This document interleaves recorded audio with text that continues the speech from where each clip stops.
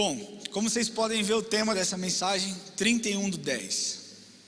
31/10, o que significa para você dia 31 de outubro, 31 do mês 10?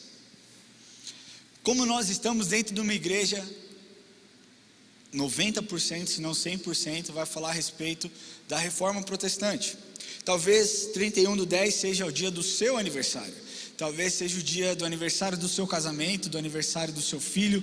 Talvez seja uma data especial para você. Mas nós protestantes celebramos nesse dia o nascimento do protestantismo. Podemos falar assim, da nossa religião protestante. Amém? Glória a Deus.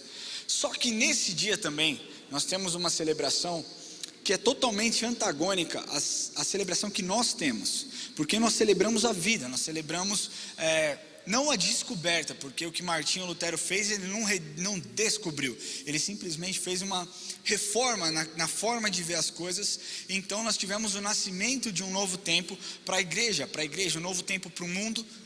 Mas o oposto disso é um tempo onde as pessoas celebram o Halloween, que é uma festa que celebra a morte, que é uma festa que as pessoas ainda de certa forma tentam maquiar para que seja atrativo, para que seja, olha só, não é bem assim, é só uma fantasia, fica tranquilo, é só uma fantasia. Você pode até fantasiar de personagem bíblico, mas eu quero te falar que Satanás, ele é tão sujo, que ele pega de datas preciosas para nós, para o nosso calendário, e tenta de certa forma sempre manipular, trazer confusão, trazer o foco, tirar o foco. É assim em várias outras festas. Talvez você fale para mim, mas o Natal você comemora. Calma aí.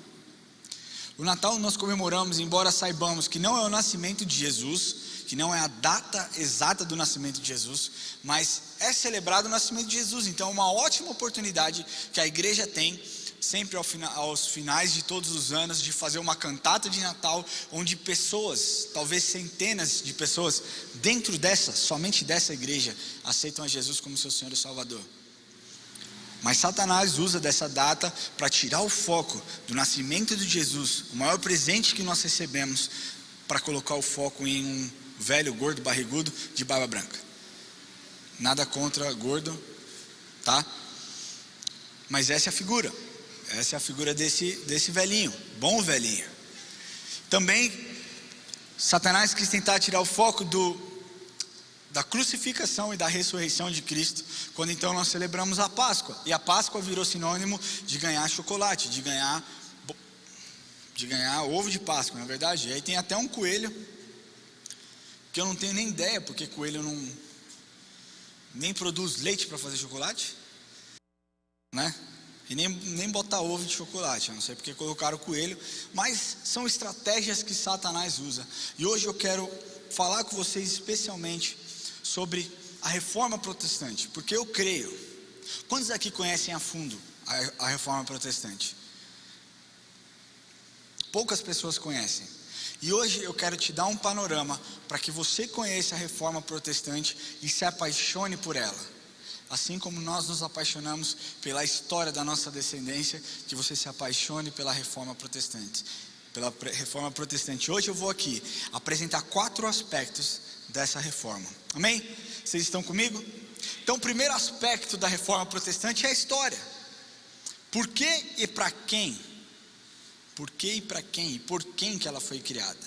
Todo mundo sabe, é sabido que Martinho Lutero foi o cara da reforma protestante, mas alguns teólogos, alguns estudiosos, não alguns estudiosos, mas o fato é que algumas pessoas definem como das reformas protestantes, porque algumas reformas aconteceram por pessoas diferentes, mas com certeza Martinho Lutero teve grande influência em todas elas, porque pessoas pegavam a base de Martinho Lutero para aplicar nas reformas que eles fariam posteriormente ou continuariam. Então vamos lá. Martinho Lutero nasceu em 1483, na Alemanha. Martinho Lutero era filho de camponeses, então sempre, por viver em um tempo medieval com pessoas dessa civilização, os medievais tinham muito medo da morte, tinham muito medo de enfrentar a ira de Deus. Eles acreditavam que Deus era um Deus carrasco, Deus era um Deus bravo, um Deus que castigava. Então eles tinham muito essa visão pesada a respeito de Deus.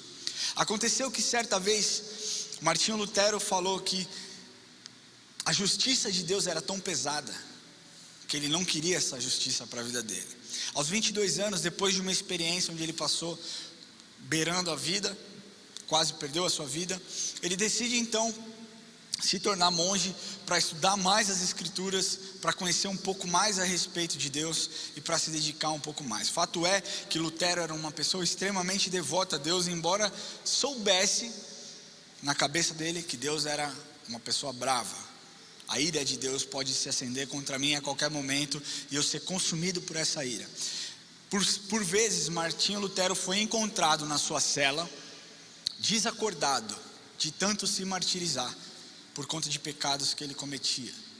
Então ele se martirizava, ele se chicoteava, ele se flagelava a ponto de desmaiar de tanta dor. Amém? Todos aqui comigo? Amém? Só que depois de ter estudado, ele começou a lecionar numa universidade chamava Wittenberg, na Alemanha. Vocês viram, vocês conseguem ver o meu sotaque alemão, né? Wittenberg. Não é assim, Michele? É assim, né? Wittenberg. Então, ele lecionando em uma das suas matérias a respeito de Romanos, ele durante uma das suas aulas se depara com um texto que o apóstolo Paulo tinha escrito, Romanos 1,17: o justo viverá pela fé. Aquilo salta aos olhos dele, é como se a venda tivesse caído dos seus olhos e ele fica boquiaberto. Ele percebe então que a justiça de Deus vinha sim através do sacrifício que Jesus fez e não através das nossas obras, e que nós éramos salvos então através da graça, e essa graça que vinha através do sacrifício de Jesus e não a respeito das nossas obras. Isso fez com que Lutero se questionasse, mudasse a sua forma de pensar e enxergasse a Deus de uma outra forma. Ele diz uma frase que para mim é muito impactante. Vou parafrasear Martinho Lutero aqui, tá? Abre aspas: senti que havia nascido de novo e que as portas do paraíso me haviam sido abertas. Todas as escrituras tiveram um novo sentido. A partir de então a frase justiça de Deus não me encheu de ódio, mas se tornou indizivelmente doce em virtude de um grande amor. A partir dali então, ele tinha convicção que a sua salvação e os seus olhos se abriam para o que estava acontecendo com a igreja católica naquele momento, naquele tempo. Amém? Todos aqui estão conseguindo me acompanhar? Então Martinho Lutero virou monge aos 22 anos, então ele tem um encontro lecionando na faculdade de Wittenberg, lê Romanos 1,17, o justo viverá pela fé, e então tem uma revelação linda do Espírito Santo, amém? Glória a Deus. Só que os seus olhos se abriram e ele começou a enxergar as coisas que já haviam incomodado pessoas antes dele, pessoas que já tinham tentado começar uma reforma dentro da igreja católica, por ver coisas que estavam sendo feitas de maneira errada, a mando da liderança, a mando dos líderes religiosos da época. Essas pessoas acabaram morrendo cruelmente. O caso de John Hus e Savonarola, é isso aí, Savonarola. Ambos morreram. Savonarola morreu queimado em praça pública. Foi algo terrível. Então Martinho Lutero, indignado com o que estava acontecendo, decide então se levantar contra isso. Entenda uma coisa, isso é importante nós aplicarmos aos dias de hoje. Martinho Lutero não se levantou contra pessoas. Martinho Lutero se levantou contra ideias. Vou repetir isso para que você entenda. Martinho Lutero não se levantou contra pessoas, se levantou contra a ideia. Logicamente que pessoas estavam envolvidas nessas ideias e nesses ideais e portanto foram combatidos. Dentre essas pessoas, existia um homem, um emissário papal, enviado pelo Papa, chamado John Tetzel. Esse cara, ele fazia coisas que até os católicos ficavam boquiabertos e extremamente ofendidos de certa forma. Por quê? Vou explicar para você. Porque naquela época a venda da indulgência, a indulgência era, você dava uma oferta para a igreja católica em troca da sua penitência. Você meio que comprava o seu perdão e a sua liberdade.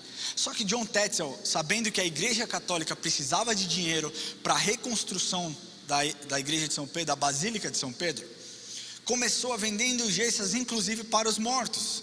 Então falava, olha só, você quer salvar o seu filho que morreu? Vem aqui, dá uma oferta e essa indulgência vai servir para ele vai ser liberto do purgatório. Ele disse uma frase que ficou extremamente famosa: a cada moeda ofertada no altar, salta uma alma do purgatório. Isso incomodou Martinho Lutero de tal forma, que ele então decidiu se levantar contra essas questões. E no dia 31/10/1517, Martinho Lutero publicou na frente de uma catedral, colou na porta na frente de uma catedral, as 95 teses tão conhecidas, que nos trouxeram para onde nós estamos no dia de hoje.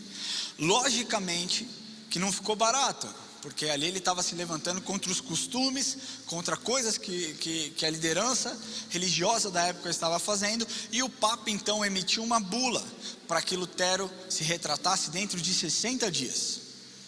Ao contrário do que o esperado, Lutero pegou essa bula, pegou todos os seus livros de direito canônico de Roma e queimou em praça pública. Ali ele de fato rompeu com a igreja católica. Agora aqui um ponto para vocês entenderem. O objetivo de Lutero nunca foi romper com a igreja católica, nunca foi gerar uma separação, mas foi sim propor um debate teológico para que os costumes fossem transformados através da Bíblia, para que a cultura fosse transformada através da Bíblia. Esse era o objetivo de Martinho Lutero. Então, sabendo que ali ele rompeu com a igreja católica, obviamente não ia ficar assim, não iria ficar barato dessa forma. Então ele sabia que ia ter que enfrentar um império, e o império era quem... Como que eu vou falar aqui? Deixa eu pensar para não falar besteira. O império era quem realizava as ordenanças do Papa. O império eram as pessoas que iam e faziam aquilo que o Papa ordenava com que elas fizessem. E certa vez, em 1521, então, já tinham se passado ali alguns anos, ele é convocado para a dieta de Worms, para que ele se defendesse. Na verdade, não para que ele se defendesse, mas para que ele retirasse tudo aquilo que ele tinha publicado, para que ele dissesse, olha só, eu me enganei, eu estou errado, eu retiro absolutamente tudo o que eu disse. Ao invés disso, mais uma vez, ele fala, eu não posso ir contra a minha própria consciência. Se eu fizer isso, eu estou errado. E ele termina com a seguinte frase: Deus me ajude, amém. E essa semana eu ouvi essa frase por alguns líderes religiosos: Deus nos ajude, amém. Engraçado, exatamente a mesma frase de Martinho Lutero há 503 anos atrás sendo reproduzida nos dias atuais. Mas sabendo que ali ele estava fadado à morte, porque de fato ele não obedeceu à ordem papal, ele sabia que ia morrer. Então um homem chamado Frederico III, eu estou falando história, gente, então desculpa se ficar um pouco confuso, eu estou tentando ser o mais sucinto possível, o mais lógico possível, para que você entenda. Tá indo bem, linda? A Erika tá indo bem? Então beleza. Então um homem chamado Frederico III decide sequestrar Martinho Lutero e levá-lo para um outro lugar, para que ele fique são e seguro. Acontece que Lutero não sabia disso e foi sequestrado por Martinho Lutero. Muitas pessoas da época acreditavam que Martinho Lutero tinha morrido. Quando Lutero chega no castelo de Frederico III, ele então tem um tempo, durante um ano, um período de um ano, onde ele é extremamente produtivo. E lá ele traduz a Bíblia, do latim para o alemão. As pessoas começaram a ter acesso a esse conteúdo, as pessoas começaram a ler a Bíblia, porque até então as únicas pessoas que tinham a revelação da Bíblia eram os líderes religiosos que liam em latim. Você imagina nós aqui, o único que tem acesso é o pastor José Luiz e o pastor Lamartine. Então tudo que eles falavam o povo acreditava, porque acreditava que estava na Bíblia. E de repente a Bíblia ela é traduzida para a língua do povo, e o povo consegue ler e consegue ter entendimento. A educação salta aos olhos, eles conseguem ver o que Deus falava, como Deus falava, as experiências de Jesus, e isso gerou uma grande revolta.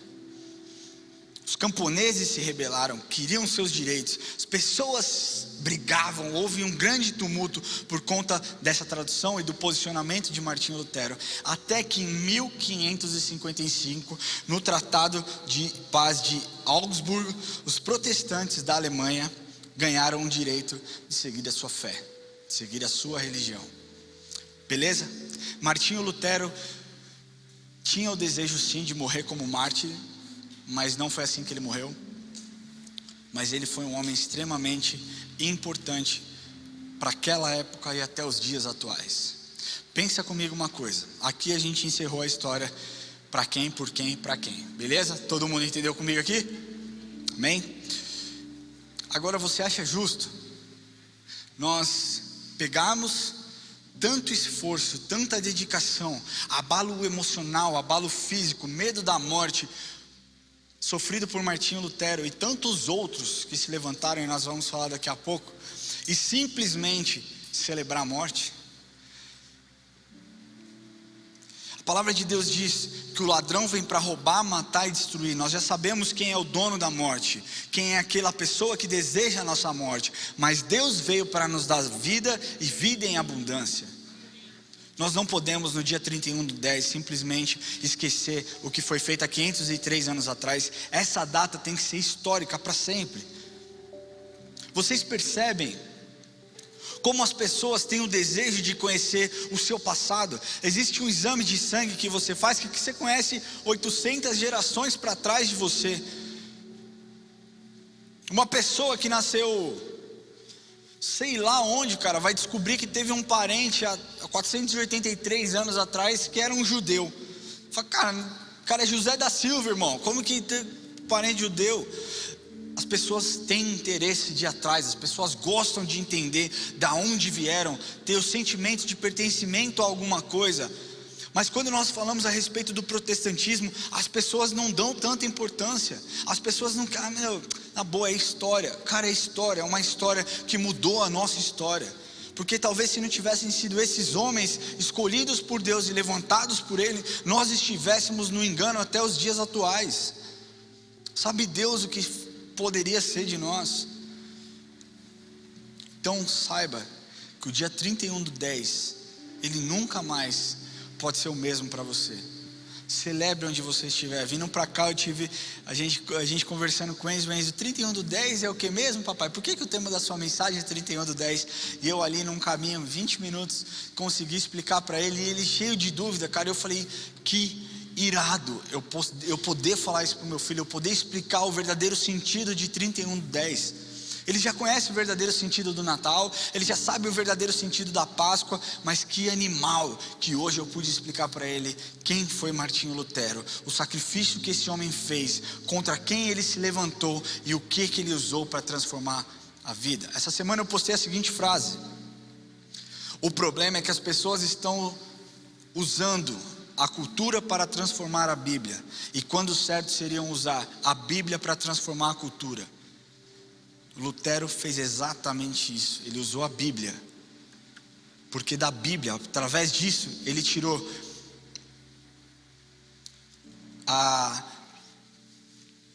como que eu vou falar? Ele fez com que o Papa não fosse mais a pessoa top do mundo, mas com que a Bíblia fosse inerrante. Foi isso que Lutero fez. A Bíblia se tornou inerrante. Amém? Glória a Deus. O segundo aspecto que eu quero falar aqui com vocês é: por que deu certo? Por que essa reforma especificamente deu certo? Já que tantas outras propostas, até por John Hus, ou então por Savonarola e outros que tentaram também fazer a reforma e não conseguiram. Eu creio de verdade que Deus tem um tempo para todas as coisas. A Bíblia fala que tudo tem seu tempo determinado, e há tempo para tudo debaixo do céu. Esses homens eram homens sérios, mas Deus escolheu homens aqui dispostos a pagar um preço, dispostos a saírem da sua zona de conforto, dispostos a abrir mão de tudo, de sonhos, de projetos, de uma expectativa de vida, para transformar a vida de outras pessoas. Homens como Martinho Lutero, na Alemanha, Zwinglio, na Suíça, que fez também, contemporâneo, nasceu em 1484, um ano depois de Lutero. Zwinglio também, que começou ali a reforma protestante na Suíça, e a Suíça se tornou um país extremamente próspero. Depois João Calvino, nascido na França, um cara extremamente estudioso e que amava a palavra de Deus. João Calvino, que nascido na França, foi estudar na Basileia. Depois falou, não, eu quero ir para uma outra cidade, que me foge o nome agora, mas para chegar a essa cidade, ele tinha que passar por Genebra. Então ele chega em Genebra e vê a cidade precisando de uma reforma estrutural, sabe, nas suas formas, nos seus pensamentos. E então ele fala, não, cara, eu só quero estudar. Eu não quero encabeçar reforma nenhuma, eu não quero encabeçar reforma teológica, eu só quero estudar.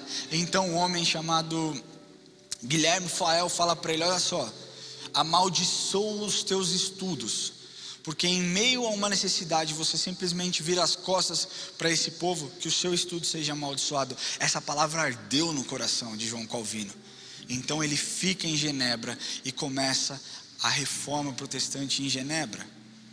Depois se espalha para outros países. Depois nós temos na Grã-Bretanha, tudo bem, a reforma na Grã-Bretanha foi feita por um outro motivo, mas que também surtiu efeito.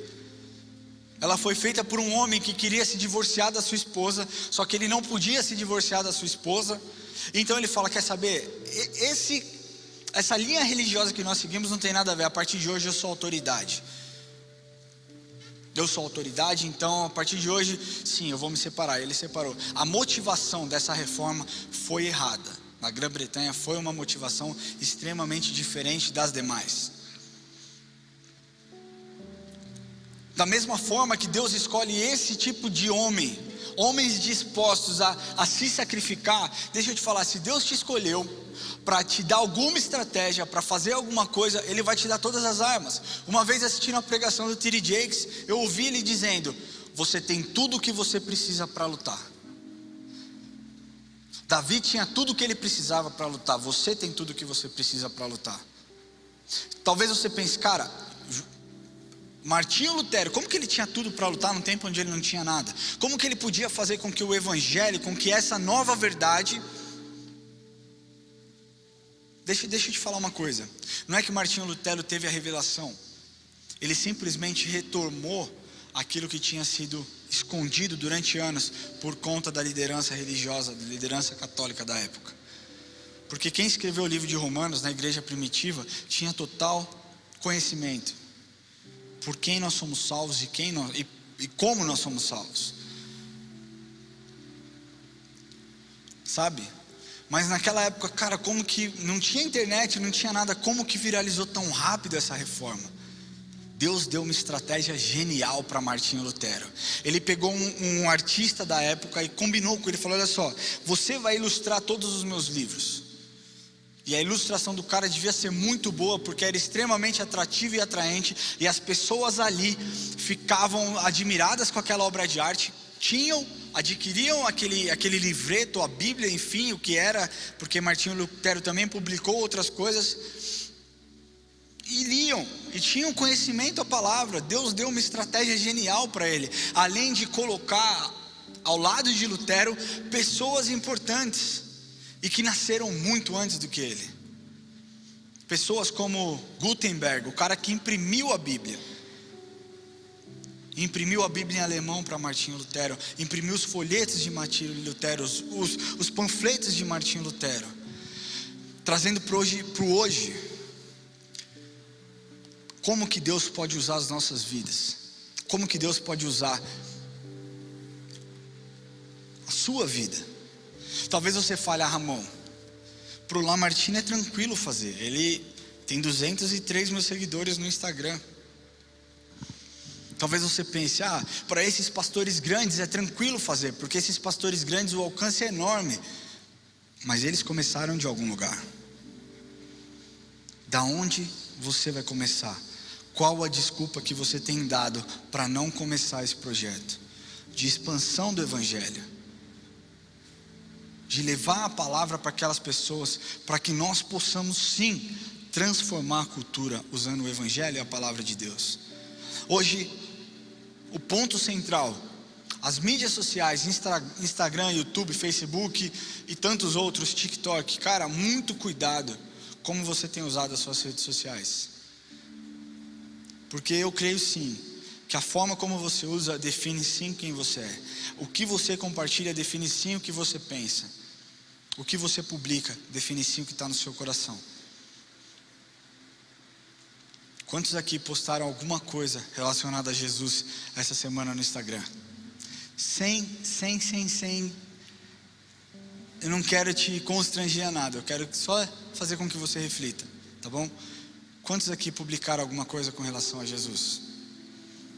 Eu queria pedir aqui, sinceridade, fecha o olho todo mundo aqui. Eu vou fazer uma pergunta diferente, só eu vou ver, eu, o Espírito Santo e o Mateus que está de olho aberto. Fecha o olho. Quem aqui não publicou absolutamente nada? Publica geralmente, não publicou absolutamente nada a respeito de Jesus. Você pode levantar sua mão? Só eu estou te vendo, mais ninguém está te vendo. Amém, pode baixar sua mão, pode abrir seu olho. É disso que eu estou falando. Você não sabe até onde a sua palavra, o seu post pode chegar. Independente se você tem 100, 1000, 10 mil, 100 mil, 1 milhão de seguidores, você influencia alguém. Você influencia alguém, você é influência sobre a vida de alguém e você precisa entender isso, amém? Glória a Deus. Então nós falamos sobre o primeiro aspecto, que é a história da reforma protestante. O segundo aspecto, que é por que que teve êxito. E o terceiro aspecto que eu quero falar com vocês aqui são as transformações como consequência dessa reforma. Por conta dessa reforma, várias esferas foram atingidas. Foram atingidas esferas geopolíticas, e eu vou falar para você aqui o porquê que a esfera geopolítica foi atingida. Porque a Europa, ela já não tinha aquela força, como no período medieval. Uma vez que a partir da baixa Idade Média, foi iniciado um processo de centralização dos poderes. Porque até então, a igreja tinha o poder de absolutamente tudo. A igreja era poderosa, era tudo para a igreja, nada para o povo. Por isso que as indulgências eram vendidas, por isso que naquele tempo e até hoje, você ser pobre é virtude, Mas a igreja católica, ela tinha um poder. As igrejas no século XVI, elas tinham uma influência enorme sobre os reis, sobre as autoridades. Então, nesse contexto, as agendas de interesse dos estados nacionais e dos reis começaram a se distanciar dos interesses da igreja. Ou seja, era preciso sim enfraquecer a igreja para que houvesse um distanciamento entre o poder secular e o poder eclesiástico. Essa foi uma mudança, uma transformação geopolítica. Nós também tivemos uma transformação social, porque a partir de então pessoas tiveram acesso à educação. A educação foi transformada. João Calvino colocou como lei, como obrigatoriedade, o estudo. Pessoas tiveram uma educação infinitamente melhor e acesso à educação em um tempo onde eles não tinham absolutamente nada. Transformação social. Quantos aqui acreditam que nós, brasileiros, precisamos melhorar a educação? Educação básica, eu digo assim, educação, ensino fundamental, ensino infantil, ensino superior, todo mundo acredita. Por quê? Porque se nós melhorarmos a educação, nós melhoramos a qualidade de vida das pessoas. Nós demos a mesma oportunidade para todas as pessoas. A Érica recentemente fez uma palavra a respeito de privilégios e mérito. Não tem como você dizer que é mérito se a competição for desigual. Se a competição for desigual, não é mérito. Quando houve uma transformação social, pessoas aqui tiveram acesso à educação. E eu creio também que até hoje nós recebemos coisas importantes de educação que foi plantado lá atrás, há 503 anos atrás, amém? Espiritual, uma transformação espiritual, na esfera espiritual, o entendimento de que somos salvos pela graça e que isso não vem de nós, que é um dom de Deus, apareceu novamente para nós. Durante um tempo ficou escondida, mas veio à tona, apareceu novamente para nós.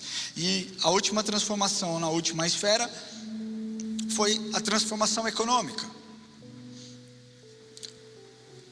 Deixa eu te falar uma coisa, sabe quem foram as pessoas que aderiram, a classe que aderiu à reforma? Foram os burgueses. Só que essa palavra burguês hoje, ela é muito banalizada, ela é assim, ela soa até como um pejorativo, você chama alguém de burguês, né? Porque você fala burguês, automaticamente você liga a uma outra palavra que é muito forte. Vocês entendem o que eu estou falando? Burguês safado, não é isso? Vocês pensaram? É uma frase que tomou uma conotação extremamente ruim, extremamente pesada. Mas aqueles homens estavam cansados de pagar imposto, de serem extorquidos pela Igreja Católica. Então eles buscavam uma autonomia econômica para que eles pudessem não mais depender dos favores da igreja, depender da boa vontade do Papa em ajudá-los, sabe? Naquela época, a Igreja Católica pegava o dinheiro e eles faziam meio que o jogo, sabe? Pô, faz isso aqui, eu te dou isso aqui. A politicagem era feita por eles. As nações que se tornaram protestantes, deixa eu te falar uma coisa, isso é histórico. As nações que se tornaram protestantes, ou que foram colonizadas por protestantes, prosperaram infinitamente mais das que não foram. Vocês sabiam disso? Suíça, Alemanha, Estados Unidos, todas elas colonizadas por protestantes. Eu tive em 2006, em 1º de maio de 2006, eu nunca vou esquecer dessa data, dia 1º de maio de 2006, eu estava na faculdade e eu paguei para ir não era uma conferência, mas era numa palestra de um CEO da Disney. O cara estava no Brasil e o cara foi fazer uma palestra, e eu assim, fiquei amarradão, pô, o cara, CEO da Disney, vou lá ver qual que é e tal, não sei o que. E o cara falou uma frase no fim já da sua palestra que me chocou. Eu falei, cara, não acredito que o cara está falando isso aqui no Brasil, mas ao mesmo tempo eu sabia que era verdade. Ele falou assim: pessoal, o Brasil é um país extremamente melhor que os Estados Unidos. Vocês têm terra boa, em qualquer lugar que vocês plantarem, vocês colhem. Vocês não têm desastre natural. Vocês têm um clima excelente. Vocês têm absolutamente tudo. Mas sabe por que os Estados Unidos consegue se desenvolver infinitamente mais rápido e melhor do que vocês? Porque nós fomos colonizados por cristãos, enquanto vocês foram enganados desde a sua fundação. Aquilo eu falei, rapaz, mas que audácia o cara tem de falar isso. Mas ao mesmo tempo eu falei, cara, ele tem razão. Nós já começamos numa cultura do engano. Quando nós fomos colonizados, sempre na base da troca, sempre na base da enganação. E eu acredito sim que existe um espírito maligno sobre a nossa nação, ainda nos dias atuais. O mesmo espírito que começou lá no descobrimento do Brasil. A reforma econômica, como transformação, gerou nações extremamente prósperas. Você vê a Europa colonizada pelos católicos, parte dela, como elas estão. Compara, só comparar. Deixa eu te falar uma coisa. Quem você quer que colonize o seu coração? Faça essa pergunta hoje para você. Quem você tem colocado como a pessoa que está colonizando a sua vida, te influenciando, gerando, sabe, novos pensamentos, novas ideias? Quem você escolher vai determinar o êxito ou não das suas ações, amém? E em último lugar, eu quero falar sobre a reforma nos nossos dias. Esse aqui talvez seja um pouco mais polêmico, e eu vou tentar ser extremamente delicado nesse assunto, tá bom?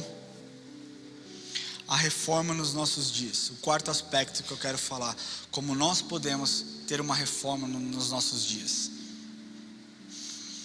Essa semana nós tivemos uma semana bem conturbada para nós que somos pastores, especialmente, talvez para vocês também, a respeito de um discurso dito por um determinado pastor. E eu não vou entrar no mérito, quem é esse pastor, o que ele falou, eu não vou discutir isso, tá? Depois ele se retratou, enfim, cara, embora eu tenha os meus pensamentos, e eu não preciso compartilhar com ninguém, eu posso compartilhar com a minha esposa, e está tudo bem, e depois talvez se você queira entender o que eu penso, a gente pode conversar, mas sempre atacando ideias e não pessoas, amém? Então beleza, essa semana nós tivemos essa pessoa propondo uma releitura da Bíblia. Esse não é o tipo de reforma que nós precisamos nos dias de hoje. Você fazer uma releitura, você fazer uma atualização, é você adulterar o que foi escrito aqui. Deixa eu te falar uma coisa, 66 livros, 40 autores diferentes, em épocas completamente distintas. Eu quero te desafiar a me mostrar uma contradição, uma única contradição. Eu acredito na inerrância da Bíblia, 100%, e a reforma que nós precisamos não está aqui, está aqui. A reforma que você precisa, ela não está na Bíblia, ela está dentro do seu coração. Porque se nós tivéssemos obedecido a Bíblia desde o princípio, nós não estaríamos vivendo nessa luta que nós vivemos hoje. A igreja se levanta contra o aborto, mas não prega sobre adoção. Que coisa mais controversa, meu irmão. Deixa eu te falar uma coisa. Se nós obedecêssemos a Bíblia ao pé da letra, como ela diz, como diz lá em Mateus, eu queria pedir que você abrisse a sua Bíblia. Mateus, deixa eu achar aqui onde está aqui. Mateus 22, 36. Se você puder a sua Bíblia, a gente já está acabando, tá, gente? Mateus 22, 36. Por favor, abra a sua Bíblia.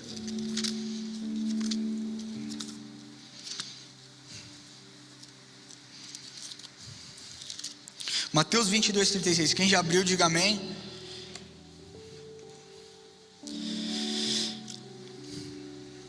Diz assim: os discípulos perguntando para Jesus, tá, mestre, qual é o grande mandamento na lei? Jesus respondeu: ame o Senhor seu Deus de todo o seu coração, de toda a sua alma e de todo o seu entendimento. Esse é o grande mandamento, grande primeiro mandamento. E o segundo, semelhante a esse, é: ame o seu próximo como você ama a si mesmo. Se a reforma que nós precisamos está aqui dentro, você precisa começar a obedecer a Bíblia. A palavra de Deus diz que passarão os céus e a terra, mas as minhas palavras não passarão. Está aqui, continua viva. E nós não podemos pegar como foi proposto. Vou considerar somente o Novo Testamento e esquecer o Velho Testamento. Deixa eu te falar. Larga a mão de ser legalista e relativizar a Bíblia. Ou você acredita em tudo que está nela, ou então se você tira uma frase, se você não acredita em uma frase, você descredibiliza a Bíblia inteira. Porque então eu posso falar, cara, nisso aqui eu não acredito, nisso aqui para mim não faz sentido, nisso aqui para mim eu acho que a Bíblia é dura demais. Um dia, quando você estiver na presença de Deus, eu duvido que você vai fazer isso, porque você vai estar tão feliz. Você questiona, você fala, Deus, por que isso aqui? Algumas coisas que eu vou questionar, Deus, por que barata voadora? Barata já é demais, voadora é sacanagem, não precisava. Não é verdade? Mas o que eu quero propor para você nessa noite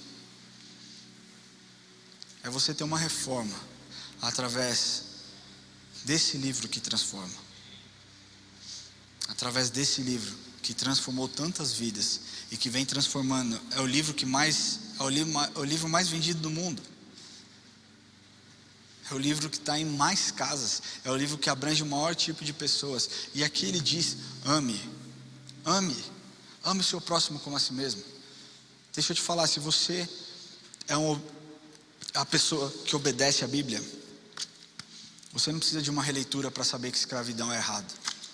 Se você é uma pessoa que obedece a Bíblia, você não precisa de uma releitura para descobrir que a homofobia é errada. Você não precisa de uma releitura para descobrir que o racismo é errado. Você não precisa de uma releitura para descobrir que Deus é um Deus de justiça e que nós precisamos sim parar de pregar a hipergraça e ir contra isso, porque isso tem feito com que pessoas se levantem e vivam vida em pecado.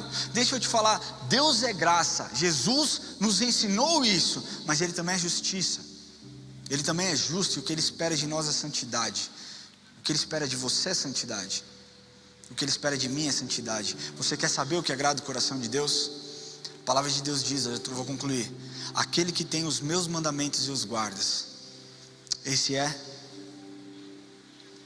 aquele que tem os meus mandamentos e os guarda, esse é o que me ama. Então pare de amar Jesus da boca para fora.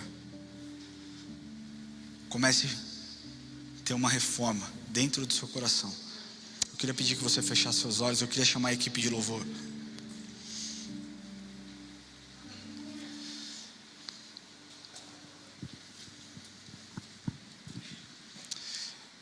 O meu primeiro apelo vai para você que talvez tenha entrado aqui hoje pela primeira vez e nunca tenha entregado seu coração para Jesus. Talvez sempre tenha entendido que a sua salvação é pela sua força, é pelas suas obras, assim como Lutero acreditou durante parte da sua vida. Talvez você tenha entrado aqui com a mesma ideia, com a mesma cabeça, de que Deus é um Deus bravo, de que Deus é um Deus carrancudo, de que quando a ira dele vier sobre a sua vida, você está acabado. Deixa eu te falar, não é nada assim. Porque João 3,16 diz assim: porque Deus amou o mundo de tal maneira que deu seu único filho para todo aquele que nele crê não pereça, mas tenha a vida eterna. Ele deu o filho dele por você, se você crê, para que você tivesse a vida eterna. E aqui eu não estou te propondo uma nova religião, eu estou te propondo conhecer um Deus e se aproximar e se aprofundar num relacionamento com Deus que vai transformar a sua vida. Se você deseja ter esse tipo de encontro, esse tipo de relacionamento, se você deseja sim, fala: Senhor, eu reconheço que o Senhor é um bom Deus. Eu não ouvia, eu não sabia, eu achava que a minha salvação era pelo meu esforço. Eu acho que Deus é um Deus bravo, e hoje eu entendo que Ele deu o Filho dele por mim, por amor a mim. Ele é tão bonzinho que Ele fez isso. Para você ter acesso a isso, você precisa dizer: eu entrego o meu coração nas tuas mãos. A minha vida é sua, Jesus. Se você deseja entregar o seu coração para Jesus hoje, mais uma vez, não para uma religião, mas para um Deus vivo e verdadeiro que pode cuidar de você, eu quero pedir que você levante sua mão onde você estiver e nós vamos orar. Existe alguém aqui que deseja entregar o coração para Jesus hoje?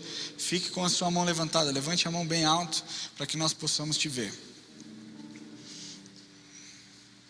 Você que nos assiste online e deseja fazer essa oração, aponte o seu celular aí no QR Code e mande um WhatsApp para a gente. Nós queremos nos conectar com você, nós queremos entrar em contato com você, nós queremos demonstrar sim que nós nos importamos com você, que nós queremos sim cuidar de você, caminhar lado a lado contigo. Não perca essa oportunidade. Existe alguém, eu vou fazer pela última vez essa pergunta: existe alguém que deseja entregar o coração para Jesus nessa noite? Levante sua mão. Não? Amém? Então tá bom. O meu segundo apelo é para você que precisa de uma reforma interna, produzida pela Bíblia, para que você transforme a cultura usando a palavra de Deus. Você que talvez tenha atacado pessoas durante essa semana, você que talvez tenha falado coisas pesadas durante essa semana, você que talvez tenha enfeitado a sua casa de Halloween e entendeu o verdadeiro propósito e o sentido de 31/10, e hoje você entende: eu preciso de uma nova reforma dentro do meu coração. Eu preciso que a palavra de Deus me transforme. Eu creio que essa é uma oração que todos nós devemos fazer todos os dias, e por isso eu quero pedir que você fique em pé. Que você fique em pé, porque não é possível que você não precise disso. Eu mesmo, pastor, eu preciso de tantas reformas dentro de mim. Eu preciso tantas coisas que eu preciso mudar. Eu preciso aprender tantas coisas. E eu tenho, de verdade, perante Deus, eu tenho humildade de falar: Senhor, me ensina, porque eu quero cada vez mais ser parecido contigo. Jesus amou a mulher adúltera. Jesus amou os excluídos da sociedade. Jesus amou as pessoas que eram rejeitadas pelas pessoas. Jesus amou os leprosos. Jesus amou os enfermos. Jesus amou os mentirosos. Jesus amou os ladrões. E quando eu me pareço mais com Jesus, esse amor invade a minha vida, porque aí então eu entendi a real essência de Deus. Feche seus olhos e faça uma oração no seu lugar, onde você estiver. Comece a falar com Jesus agora, comece a falar com Ele. Fala: Senhor, muda a minha vida, muda a forma como eu tenho vivido, muda o que eu tenho dito, muda a forma como eu tenho pensado. Eu quero ser mais parecido com o Senhor. Meu Deus, nós queremos nos parecer cada dia mais com o Senhor. Por isso eu peço que o Senhor arranque do nosso coração, das nossas vidas, todo o pecado, tudo aquilo que tem nos afastado, Senhor, de ter uma vida plena com o Senhor. Sabe, Pai, todo pensamento impuro que não vem de Ti, todas as nossas atitudes que não condiz com quem o Senhor é, Deus, venha sobre as nossas vidas. Que nós possamos sim, Pai, fazer o que a Tua palavra diz, amar o nosso próximo como a nós mesmos, cuidar dos órfãos, das viúvas, cuidar, Senhor, daqueles que foram machucados por palavras, por atitudes. Amar, Senhor, aqueles que não se sentem amados, chorar com aqueles que choram. Pai, é o que o Senhor faria e é o que nós queremos fazer. Nos ajude, Pai, em nome de Jesus.